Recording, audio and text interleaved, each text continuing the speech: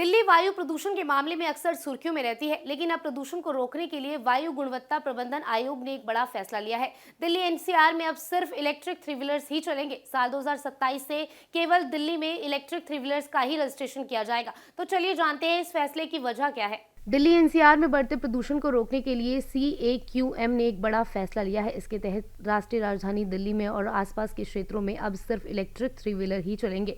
दिल्ली में साल 2027 में नए CNG, डीजल और ऑटो का रजिस्ट्रेशन बंद हो जाएगा। वायु प्रदूषण रोकने को लेकर सख्ती देखते हुए थ्री व्हीलर की नीति लागू की गई है। दिल्ली एनसीआर में LG इलेक्ट्रिक थ्री व्हीलर ही अब रजिस्टर्ड होंगे। एनसीआर में इलेक्ट्रिक ऑटो और मालवाहक वाहनों को बढ़ावा दिया जाएगा। साल 2027 से दिल्ली, साल 2028 से HVD जिलों में सिर्फ थ्री व्हीलर ही रजिस्टर्ड होंगे। एनसीआर में प्रदूषण को रोकने के लिए एक बड़ा कदम उठाया गया है। इलेक्ट्रिक थ्री व्हीलर अनिवार्य कर दी गए हैं। दिल्ली एनसीआर में ऑटो सेक्टर में बड़ा बदलाव करते हुए इलेक्ट्रिक वाहनों को अब प्राथमिकता दी जाएगी। वायु गुणवत्ता प्रबंधन आयोग ने उत्तर भारत में स्मोक और प्रदूषण की मुख्य वजह से पराली जलाने की प्रथा को समाप्त करने के लिए एक सख्त रणनीति तैयार की है। पंजाब, हरियाणा और उत्तर प्रदेश के लिए अब जीरो टॉलरेंस नीति भी लागू की गई है। पिछले कुछ सालों के अनुभव के अनुसार CAQM ने सेशन 12 के तहत राज्यों को अगस्त साल 2026 तक अपनी नई तैयारी के निर्देश दे दिए हैं। CAQM की नई गाइडलाइन के मुताबिक दिल्ली एनसीआर में प्रदूषण को कम करने के लिए इलेक्ट्रिक वाहनों को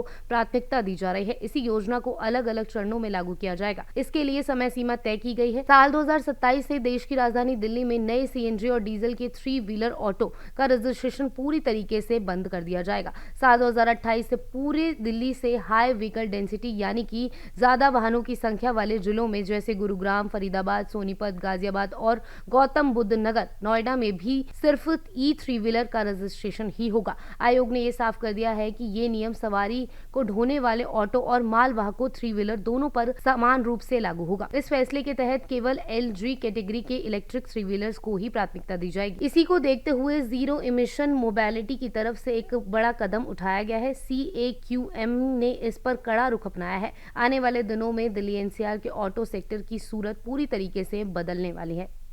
Subscribe now and press the bell icon. Never miss an update.